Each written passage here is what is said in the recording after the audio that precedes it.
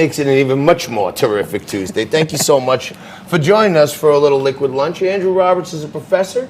He's also the author of what most or many or all say is the single best one edition book about Churchill and Winston Churchill. And your book, Walking with Destiny, is widely recognized, and I think I agree with you, as the last say. That's very kind of you. I've been very fortunate in the reviews. 13 newspapers have called it undoubtedly the best single-volume biography of Churchill. It took me 4 years to write. In all, I've been researching Churchill for 30 years, and so this is really the culmination of virtually a lifetime's work. What makes you all of a sudden want to dig that deep? And you must have dug so deep. It's like an obsession at some point, right? Yes, it is really. It does become an obsession. If it's done properly, it should be an obsession. You should be totally thinking immersed. Morning, noon and night about somebody as enormous as Churchill. And yes, it does dominate. The question, though, about why now is an interesting one, because there's been an absolute avalanche of new sources about Churchill that's come out.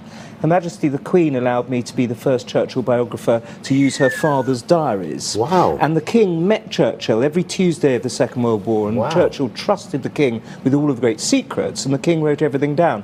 So that's a fantastic new source that I've been able to use, amongst many, many others. Thank God you got to her before this Megxit stuff started, you know what I mean? Yes, she might have been a bit busy otherwise, yes. Yeah, she might not have been paying as much attention.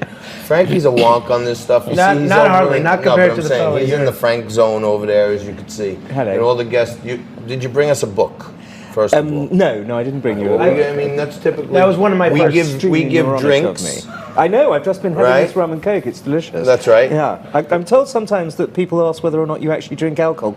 May I say, that's undoubtedly you drink alcohol. Well, you can say undoubtedly what you're drinking, okay? You can't say undoubtedly what I'm drinking. Yeah, that's probably true. But this is one of our new sponsors, Hooters, the restaurant chain. They came out with their own line of different spirits. And one of our sponsors sent us down a whole box tested out. So that's the Hooters Dark Rum. Excellent. Well, not it's bad. It's pretty delicious. My team, I think, wants you to look at that camera. Let's go over to Frankie, because he always gets in deep. Professor Roberts, my compliments on such a thoroughly researched and innovative look at probably the UK's best-known 20th century Prime Minister, or as you would like to say, undoubtedly. Since you guys mentioned the subject of drinking, let me ask you about Churchill and his drinking habits. There's been so much written about him, ranging from the fact that he was always drunk from the time that he woke up to the time that he went to bed, to that his drinking, much like John Tobacco's, may have been exaggerated by his critics. There you go. No, the truth is actually that he did drink an enormous amount. But he had a rhinocerine capacity for alcohol, a bit like John's, I suspect. One of his best friends said that Winston Churchill couldn't have been an alcoholic because no alcoholic could have drunk that much. Wow. And, many people have said that about me too. Oh wait, hang on. Is that a word? Because I mean, you're a cunning linguist, of course. If you write a book like this, is that an actual word?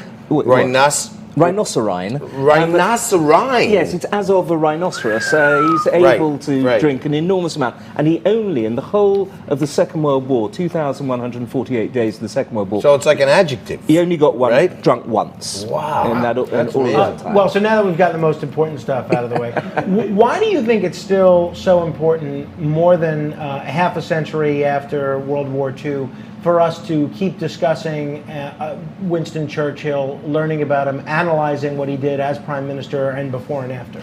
Oh, I think he exemplified all of the great attributes of leadership. He was somebody who learnt from his mistakes. A lot of politicians don't, but he certainly did. He had tremendous foresight. He was able to foresee the First World War, the Second World War, and the Cold War. Drunk. Only one. Winston Churchill drunk was an awful lot better than most politicians say. Frankie, this guy is so great. He's got so many stories. Can you just stay for one more segment with us? Absolutely delighted to. We want to keep him for, let's keep him for segment 5, if you can. If you don't mind, let's share a cocktail. I want to get you some more great stories that you want to know about Winston Churchill, one of the most influential men in all of history. And this guy's even got the Queen's diaries on it, so we're going to keep him here. You stay right there. Back in a minute.